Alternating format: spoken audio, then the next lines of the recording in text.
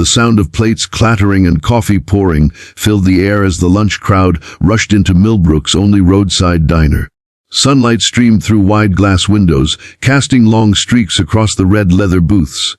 At the center of it all stood Clara Winslow, a 26-year-old waitress whose soft smile never faltered despite the storm inside her life. That day, however, Clara's smile would be tested in ways no one expected. By nightfall, she would be left without a job, her pride torn apart in front of strangers.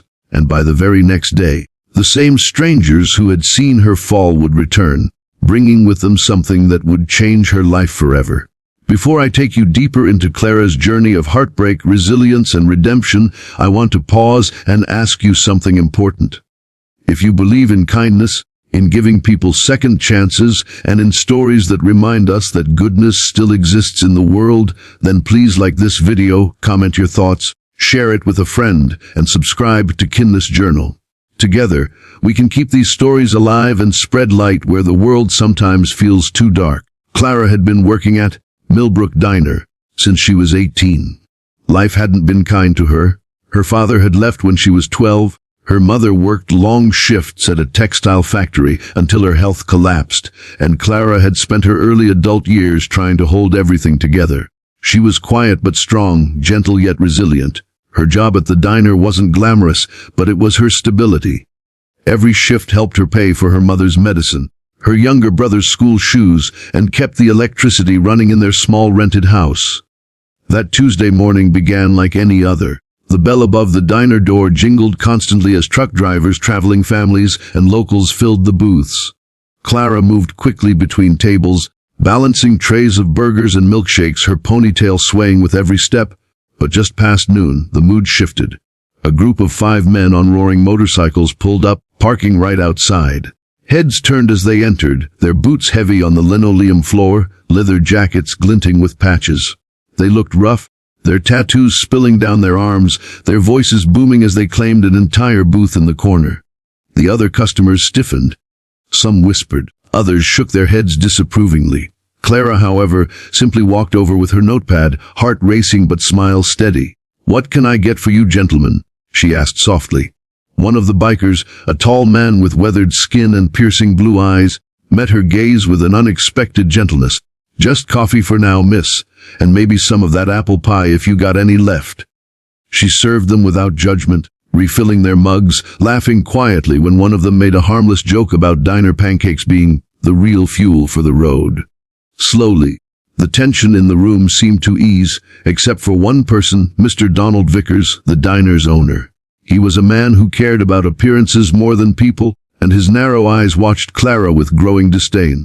When the bikers finally paid and left her a generous tip, nearly half of Clara's daily wage, Vickers stormed over.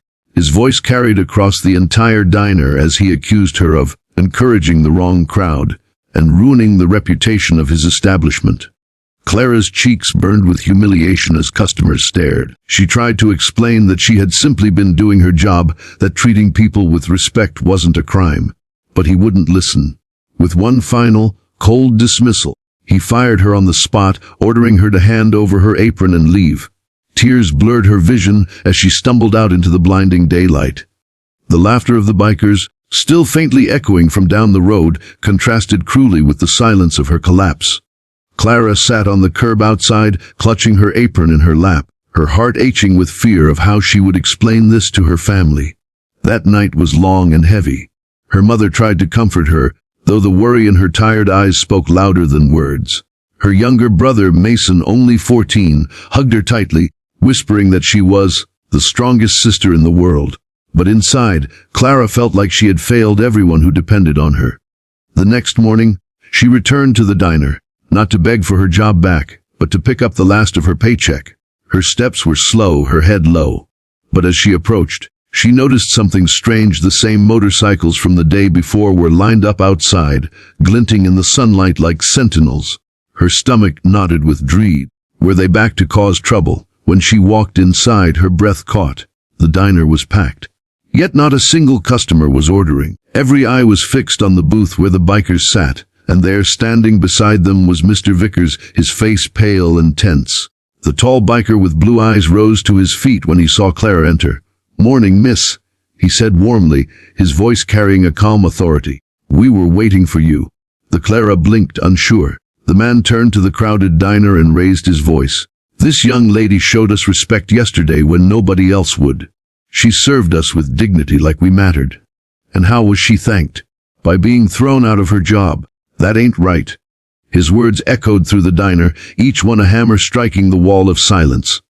The other bikers nodded firmly, and one held up a thick envelope. "We took a vote last night," he explained, "and decided that someone like her deserves better than a boss who doesn't see her worth. So, Clara, we want you to have this." With trembling hands, Clara took the envelope. Inside was more money than she had ever held in her life. Hundreds of dollars collected from the Bikers Club, a gift to help her start something new. Gasps filled the diner as people leaned forward, some ashamed for how they had judged, others moved to tears. Mr. Vickers tried to protest, muttering about business rules and reputation, but he was drowned out when several regular customers stood and walked over to Clara. One elderly woman placed a gentle hand on her shoulder. "Child, you've always been kind to everyone who walked in here. If he won't hire you back, then we'll make sure you're taken care of. You deserve so much more." What happened next spread across the town like wildfire. A local mechanic offered Clara part-time work answering phones until she figured things out.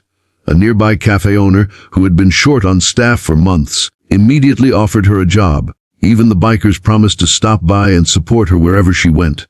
Suddenly, the girl who had walked out of the diner humiliated and jobless was surrounded by a community standing firmly by her side.